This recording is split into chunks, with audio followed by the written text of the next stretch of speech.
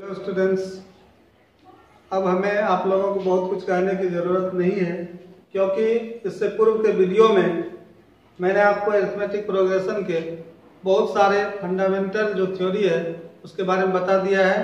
और उसमें जो है अभी हम लोग 5.3 का सवाल जो था सीरियल नंबर 3 का 1 से लेकर रोमन 6 तक बता दिया है। अगर आप उस वीडियो को नहीं देखे हैं तो उसको अवश्य देखें, और इसके बाद आप इस 7 से लेकर के 10 तक, 7 से लेकर 10 तक का वीडियो देखें, तब आपको समझ में आएगा। इसलिए आप मेरे जारी किए गए पूर्व के वीडियो को पूर्ण रूपेण अवश्य देखें। और ऐसा नहीं हो आप अगर पिछले वीडियो को नहीं देखते हैं तो आपको कहीं से भी अगर हम स्टार्ट कर देते हैं थोड़ा सा समझने में परेशानी हो सकती है। ठीक है, तो आइए हम लोग प्रश्न संख्या 7 से लेकर के यहाँ 10 तक रोमन का जो है सवाल हम देखते हैं। इसमें आपको पता है कि सबसे पहले मेरा डिमांड ए एंड डी का होता है, जिसमें प्रश्न संख्या 7 में है आपका रोमन 7 में ए है ना, और एन और डी नहीं है। तो सामान्य तत्व के बारे में हम सॉल्यूशन में आते हैं। कितना? तो रोमन 7 का। ठीक है, तो यहाँ पर a बराबर हियर a बराबर 8। a का मान कितना दिया है? 8, और an है और sn है। ठीक है, तो आपको पता होगा ये दोनों an और sn ये क्या होगा? एक्सप्रेस होगा। तो an जो है an बराबर आपका 62 है और sn बराबर आपका 210 है। तो इसमें ये समझना है कि जब दोनों एक्सप्रेस होगा, दोनों चलेगा, तो हम पहले किसको एक्सप्रेस करें? ठीक है, तो इसमें जो है आपको ये समझिए कि एन जो है वो ए एन डी पर निर्भर करता है। ए एन डी, क्योंकि इसका फॉर्मूला क्या बना है? A plus N minus 1 into D. A N D में से कोई दो पद चाहिए तो तीसरा अज्ञात पद प्राप्त किया जा सकता है। ठीक है, तो अगर हम एन को चलाने का प्रयास करते हैं तो सिर्फ ओनली ए दिया गया है, एन और डी एब्सेंट है। अब थोड़ा देर एसएन पर विचार करते हैं। तो एसएन जो है इसका जो फॉर्मूला बना है यह ए एन डी पर भी निर्भर करता है और ए एन एल पर भी निर्भर करता है। तो यहाँ पर हम देखते हैं कि ए कितना है? 8 है, और एल यह एन जो है यह कभी कभी अंतिम पद एल भी बन जाता है। तो क्या यह एल है कि नहीं? एल है। तो इस तरह से ए और एल है, तो जब ए एन डी और ए एन एल, थोड़ा सा देखिए, एस एन डिपेंड किस पर करता है? ए एन डी, और यह करता है ए एन एल पर। तो यहाँ पर ए और एल मालूम है। देखिए ये ए हो जाएगा, ये एल हो जाएगा, तो एन का मान ऑटोमेटिक आ जाएगा। तो आप समझ गए होंगे कि हमें एन को एक्सप्रेस करना है कि एस एन को, क्योंकि जब हमें दो चीजें मालूम होती है तो हम तीसरे चीज को ज्ञात कर लेते हैं। ठीक है, और एन के लिए हमें सिर्फ एक चीज दिया है आपका ए, एन और डी, दो एलिमेंट, दो जो है इसमें एब्सेंट है, दो चीजें। तो इस तरह से हम एसएन को एक्सप्रेस करते हैं। तो एसएन का आपको किस फॉर्म से?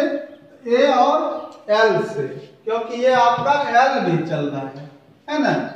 तो यहाँ पर हम एसएन का फॉर्म क्या देते हैं? डाउन में n/2 इंटू ए प्लस एन कह सकते हैं या एल कह सकते हैं। यहाँ समझ लीजिए S N equal to n/2 into A plus L कहते हैं, तो एल को ही हम ए एन भी कह सकते हैं। ठीक है, तो यहाँ पर ए और एन का मान दिया गया है, रखते हैं यहाँ पर n/2 इंटू 8 प्लस 62 बराबर 210। ठीक, तो यहाँ पर n/2 इंटू 62 8 आपका हो जाएगा 70 बराबर 210। 2 से कटाते हैं 35 एन हो गया बराबर 210। या n बराबर 210/35 और ये आपका 6 बार में पूर्णतः विभाजित हो जाता है, इसलिए n बराबर 6, n बराबर 6। ये आपका हुआ। Sn को एक्सप्रेस किया तो Sn को क्यों एक्सप्रेस किया इसके बारे में मैंने बता दिया। अब सवाल उठता है, इसमें जो है आपका an एक्सप्रेस नहीं हुआ है, ठीक है, इसको थोड़ा सा समझिए कि इसमें जो है आपका an एक्सप्रेस नहीं हुआ, इसको नहीं चला गया, तो आपका जो है एक विशेष तत्व Sn को चलाएंगे। तो मैंने पहले भी बताया था कि एक को एक्सप्रेस करते हैं तो एक आंसर आपका ऑटोमेटिक आ जाएगा। आप देखिए प्रश्न संख्या 7 में आपका n पूछा है, तो n का जवाब मिल गया आपको कितना, 6। अब क्या बचा है, अब देखिएगा पूछा क्या है, d का मान, किसका मान, d का। तो आप किसको नहीं एक्सप्रेस किए हैं, an को। यहाँ पर अब हम लोगों को मालूम हुआ a भी है n भी है, तो बचा क्या, d, सिर्फ सामान्य तत्व में d बचा। तो हम Sn को भी एक्सप्रेस करेंगे पुनः, जबकि n का मान रखते हुए करते हैं तो हमें d प्राप्त होता है, लेकिन हमें आसानी किस में होगी, तो मैंने देखा कि Sn को बढ़ाया तो n प्राप्त हुआ, तो हम an को बढ़ाते हैं तो d प्राप्त होगा, क्योंकि a और n अब हमारे पास मालूम है, an मालूम है, तो बचा क्या, सिर्फ ओनली d, और ये d पूछा गया है। इस तरह से हम दोनों को एक्सप्रेस कर लेते हैं। तो सबसे पहले हम क्या करते हैं, अब सिर्फ हमें एक चीज का एक्सप्रेशन हो चुका है Sn का, an का करते हैं। Again an equal to 62, an equal to 62। an का फॉर्म क्या होता है, a plus n minus 1 into d equal to 62, और a और n का मान रख देना है, या a का मान आपका कितना चल रहा था, 8, प्लस n का मान 6 minus 1 into d equal to 62। इसको हल करते हैं तो 8 जाएगा, राइट, तो बचेगा लेफ्ट में 5d, 62 माइनस 8, या d इक्वल टू 62 में 8 घटाते हैं तो 12 में 8 से 4, 54 बचेगा और बटे 5 हो जाएगा। इस तरह से मेरे सवाल का जवाब यही होगा, आंसर n का मान और d का मान हो जाएगा। n का मान 6 है, हम लिख सकते हैं, अतः n इक्वल टू 6 और d इक्वल टू 54/5। ठीक है, यह आपका आंसर हुआ। चलिए अगला सवाल, प्रश्न संख्या 8 को देखते हैं। प्रश्न संख्या 8 में आपका है an बराबर 4, इसके बाद b बराबर 2 और Sn बराबर -14। ठीक है, तो सबसे पहले हम किसको लिखते हैं, an d में से किसी को। ठीक है, तो हम यहाँ सॉल्यूशन में लिखते हैं रोमन 8 का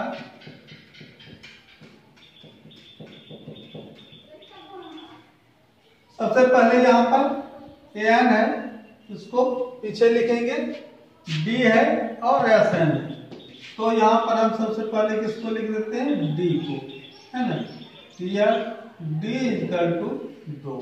ठीक है, इसके बाद हम किसको लिखते हैं, an, विशेषतः a और n नहीं है, यहाँ an है, an बराबर 4। ठीक है, और दूसरा क्या है, Sn। ठीक है, तो अब यहाँ सोचना है कि Sn बराबर दिया गया है आपको -14, Sn बराबर -14। ठीक है, तो इसमें आप ये समझिए कि हम किसको चलाएंगे, हम किसको बढ़ाएं, किसका फॉर्म डाउन में दें पहले। तो इससे पहले के सवाल में आपने देखा Sn का फॉर्म दिया, क्योंकि Sn को चलाने पर आपको 2 चीजें प्राप्त था, क्योंकि वहां a था और l था। तो अगर हम किसी को भी आगे पहले चला सकते हैं तब जब उसका 3 में से कोई 2 दिया है। ठीक है, और अगर 3 में से कोई 2 एब्सेंट हो, 3 समझ रहे हैं आप, ए एन एंड डी। ठीक है, तीन में से कोई दो दिया है तो उसको आप एक्सप्रेस कीजिए, आपका तीसरा जो है प्राप्त हो जाएगा, तीसरा मान। तो इस तरह से हम ए एन को देखते हैं, थोड़ा सा इसको जांच करके देखते हैं कि ए एन डिमांड क्या करता है ए एन डी का। तो देख लीजिए यहाँ से ओनली डी है, क्या दो एब्सेंट हुआ, क्या क्या एब्सेंट हो गया, इसके लिए एब्सेंट हो गया आपका डी प्रेजेंट है तो ए और एन। तो इसको थोड़ा देर के लिए रोक लेते हैं एन को। ठीक है, अब देखते हैं एस एन को। एस एन जो है यह भी डिमांड करता है ए एन डी का। तो इसमें क्या है आपका डी है, सिर्फ डी है, तो आपका क्या नहीं है ए है और एन नहीं है। दूसरा डिमांड इसका क्या है ए एन एल, तो वहां भी प्रॉब्लम है, ए नहीं है और ए एन ए है, ए नहीं है और एल नहीं है, फर्स्ट एंड लास्ट नहीं है। तो यहां पर सिर्फ क्या हो जाएगा, तो ए एन एल। अगर इस पर इसको देखा जाए तो हमें लग रहा है कि एस एन को चलाने में इतना प्रॉब्लम है, ना तो ए है, ना तो एन है, ना तो एल है, तीनों एब्सेंट चल रहा है। और अगर हम ए एन डी से चलाते हैं इसको तो आपको ओनली डी है। तो आपको पता चला होगा कि एस एन और ए एन दोनों में दो चीजें एब्सेंट है। ठीक है, दोनों को चलाने में दो चीजें एब्सेंट है। तो आप क्या करेंगे, आप किसी को भी चलाएं, अब आप फ्री हैं क्योंकि दो चीजें दोनों के लिए एब्सेंट चल रहा है। अगर एस एन का फॉर्म ए एन एल का लेते हैं तो तीनों चीज एब्सेंट हो जाता है। क्लियर? तो अब हम पहले ए एन को चलाते हैं जब दोनों को चलाने की बारी आती है। तो ए एन का फॉर्म क्या हो जाएगा, A plus N minus one into D equal to 4। अब सिर्फ डी का मान रखना है, A plus N minus one into D का मान 2 है इक्वल टू 4। 2 से गुना कर देते हैं, A plus 2n minus 2 equal to 4 और संख्या मान राइट जाएगा, A plus 2n equal to 4 plus 2 या ए बराबर 4 प्लस 2 6 हो जाएगा, प्लस 2n राइट जाएगा तो माइनस 2n। तो मैंने बताया था कि अगर हमें दो चीजें एब्सेंट हो तो उसको किसी एक चीज का काल्पनिक मान निकालना चाहिए प्रतिस्थापित करके, है ना। तो आपने देखा कि एन के लिए भी सिर्फ डी है, तो एन ए बचा और एन बचा, तो ए और एन के रूप में एक समीकरण प्राप्त होगा। तो जैसे ए प्लस 2n इक्वल टू 6 होता है, 4 प्लस 2 6 हो जाएगा। तो समीकरण को क्या करते हैं, प्रतिस्थापित करके ए का एक काल्पनिक मान प्राप्त करते हैं कि ए बराबर 6 माइनस 2n।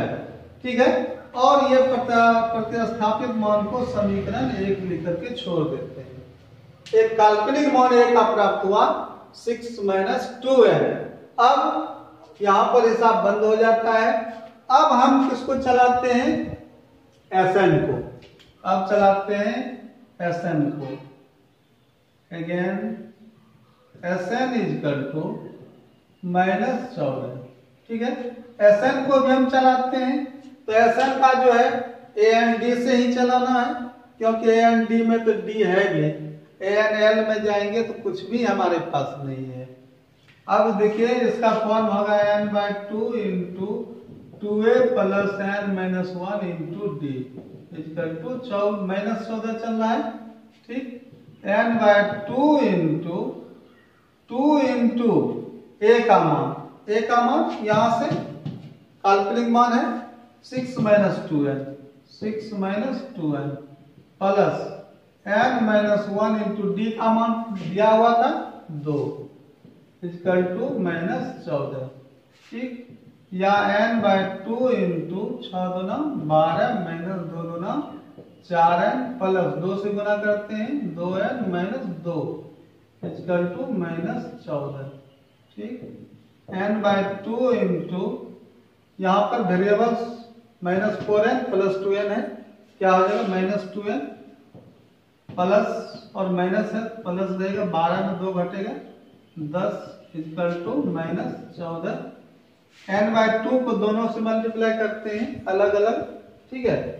जब संख्या मान रहता है n/2 का फॉर्म तो राइट कर देते हैं। अगर यहाँ वेरिएबल्स है आसानी से आप गुना करके देख सकते हैं, n/2 इंटू -2n, तो माइनस रहेगा और 2 कैंसिल हो जाएगा, 2 कैंसिल हो जाएगा। जैसे देख लीजिए n/2 इंटू -2n, 2 कैंसिल हो गया तो -n² बचेगा, तो -n² प्लस 2 से 2 पंचे 10, n/2 इंटू 10 तो ये हो जाएगा 5n, और -14 आएगा, +14 इक्वल टू 0। इसका फर्स्ट टर्म में आपका क्या है, पहला पद द्विघात समीकरण प्राप्त हो रहा है, ठीक है, क्वाड्रेटिक इक्वेशन। इसमें जो है पहला पद निगेटिव है, निगेटिव कॉमन ले लेते हैं, ठीक है, -1 कॉमन ले लीजिए, बचा चिन्ह बदल जाएगा, n² - 5n - 14 इक्वल टू 0, ठीक है। और -1 जो है राइट जाएगा, बटे में -1 होगा और ये 0 हो जाएगा। आपका एक द्विघात समीकरण n² - 5n - 14 इक्वल टू 0 प्राप्त हुआ, ठीक है। तो इस द्विघात समीकरण के मध्य पद को आप क्या करेंगे, बंटवारा करेंगे, इससे n का मान प्राप्त होगा। देखिए यहाँ पर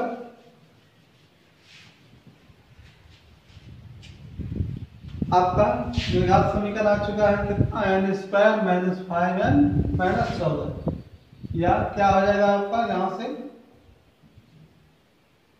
देखिए, यहाँ से हो जाएगा n² - 7n होगा, बंटवारा में क्या होगा, -7n + 2n और -14 इक्वल टू 0, ठीक है। चूंकि बंटवारा c का चिन्ह निगेटिव है तो मध्य पद से एक एलिमेंट बड़ा होगा और चिन्ह c का निगेटिव रहेगा, ठीक है, और दूसरा एलिमेंट छोटा होगा, विजातीय बन करके आएगा। यहाँ पर n कॉमन आ जाएगा, n - 7 + 2 कॉमन आएगा, n - 7 इक्वल टू 0, n - 7 पुनः कॉमन आ जाएगा, बचेगा दोनों पार्ट में n, पहला पार्ट दूसरा पार्ट +2 इक्वल टू 0, फैक्टर हो गया। फैक्टर के दोनों पार्ट का मान इफ में n - 7 इक्वल टू 0 होगा, और अगेन हम लिख सकते हैं अगेन इफ क्या, n + 2 इक्वल टू 0, ठीक है। इसलिए n इक्वल टू 7 हो जाएगा, -7 राइट जाएगा तो इसलिए n इक्वल टू -2 हो जाएगा, और निगेटिव मान इम्पॉसिबल हो जाएगा और संभव हम लिख सकते हैं यहाँ पर।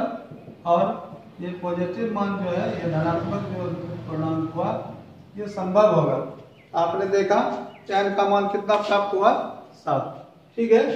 तो अब आपको n का जो मान है यहाँ प्राप्त हो चुका है, तो n का मान अब कहाँ पर रखा जाए। अब हमारे पास देखिए सवाल को d है और n है, तो ये आसानी से आपका मान प्राप्त होगा, या तो n को चलाने से हो जाएगा या Sn को चलाने से हो जाएगा, ठीक है। या यहाँ पर एक समीकरण प्राप्त हुआ था a बराबर 6 - 2n, ठीक है। तो 6 - 2n जो मान रखे थे a का समीकरण 1 में, वहीं पर हम मान रख देते हैं इसका n का, तो लिखते हैं समीकरण 1 में, समीकरण 1 में 9। अब समीकरण 1 में n का मान रखने पर, ठीक, तो समीकरण 1 है आपका a बराबर 6 - 2n, तो a बराबर 6 - 2 इंटू n का मान 7, या a बराबर 6 - 7 दूना 14, या a इक्वल टू -7, ठीक। अतः आपका जो आंसर होगा n इक्वल टू कितना प्राप्त हुआ, 7, 7 हुआ है। और देखिए यही सवाल आपका है, n बराबर और a बराबर, और a बराबर आपका प्राप्त हुआ -7, यही आंसर होगा आपका। अगला सवाल जो संख्या 9 है,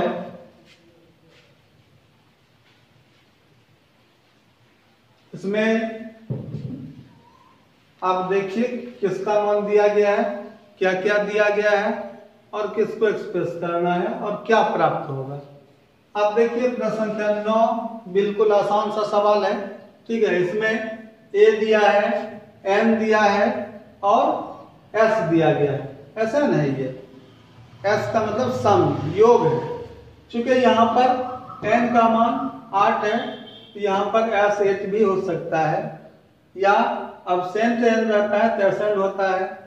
सिर्फ S दिया है तो योग दिया है। इस सवाल का जो योग है कि जिसमें प्रथम पद 3 हो, नंबर ऑफ टर्म पदों की संख्या 8 हो तथा उसका योग 192 दिया है, तो D का मान ज्ञात कीजिए। बिल्कुल आसान सा सवाल है। A है, N है, तो D आसानी से बन जाएगा। कैसे? Sn को चलाना, एक ही विशेष करके आपका S। ठीक है, तो आप इस सवाल को अपने से भी बना सकते हैं। देखिए प्रश्न संख्या 9 है आपका। 9 का जो सॉल्यूशन है वो है आपका हियर दिया क्या गया है, a equal to 3, n equal to आपका 8 है और s इक्वल टू 192। ओनली सिर्फ एक विशेष तथ्य आपका s चलने के लिए तैयार है। n/2 an है तो d पूछा गया है, तो n d का फॉर्म देंगे तो n का मान रखेंगे तो d प्राप्त हो जाएगा। n/2 into 2a plus n minus 1 into d के फॉर्म से बराबर 192। n/n का मान कितना है 8/2 इंटू 2 इंटू a का मान 3 प्लस n का मान 8 minus 1 into d equal to 192। ये 8/2 का आपका 4 हो जाएगा, 4 इंटू 2 दिया 6 plus 7d equal to 192। Right 4 चला जाएगा तो क्या हो जाएगा 6 प्लस 7d इक्वल टू 192/4। ठीक है, 4 चौके 16, 3 19 में 3 बचा, 4 8 32 48 हो गया, या 7d बराबर 6 संख्या मान राइट जाएगा 48 माइनस 6, या d इक्वल टू घटेगा 42 और बटे 7, 6 के 42, इसलिए d इक्वल टू 6। d का मान कितना प्राप्त हुआ 6। यही आपका सवाल भी था कि d ज्ञात कीजिए। ठीक है, बिल्कुल आसान सा सवाल है। इसमें जो है सिर्फ एक विशेष तथ्य है, इसमें कहीं कोई प्रॉब्लम नहीं होगा। ठीक है, इसके बाद अगला सवाल प्रश्न संख्या 10 में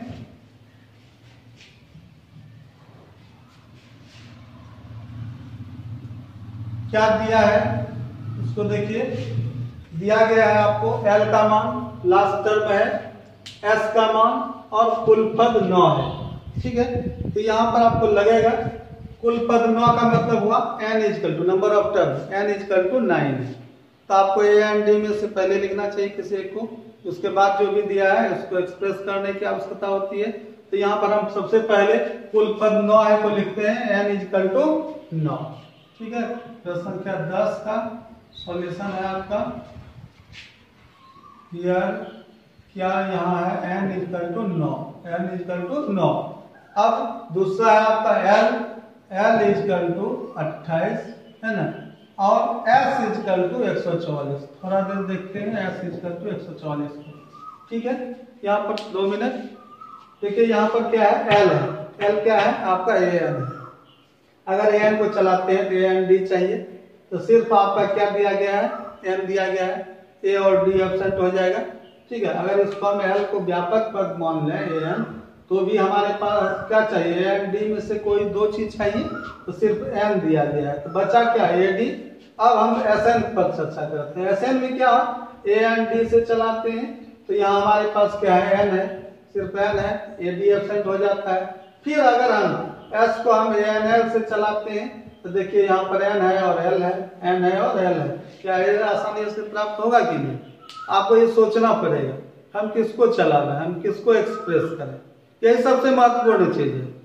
इसमें घबराना नहीं है आपको, कहीं भी कोई प्रॉब्लम नहीं होगा। उसका डिमांड देखिए, जब कभी भी 2 विशेष तथ्य हो, दोनों को चलाने में अगर 2 चीज एब्सेंट हो, आप किसी को पहले चला सकते हैं। जैसे इसके पहले के सवाल में मैंने प्रश्न संख्या 8 में देखा कि उसमें an और sn दोनों को चलाने में 2 चीज एब्सेंट चलाता है, an d में से कोई 2।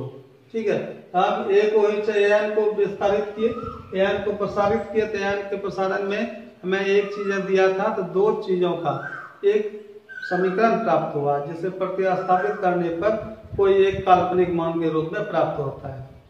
दूसरे को चलाने पर उसमें अगर वो प्रतिस्थापित किया गया मान को रखते हैं तो वास्तविक मान प्राप्त होता है। ठीक है, तो यहाँ पर जो है यहाँ पर किसको चलाना है, एस को, क्योंकि यहाँ पर एस को चलाने में हमें दो चीजें प्रेजेंट है।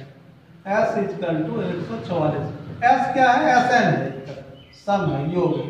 तो एस इजकल टू ऐसा बराबर क्या होता है, n by two into A plus l, n by two into A plus l equal to 144।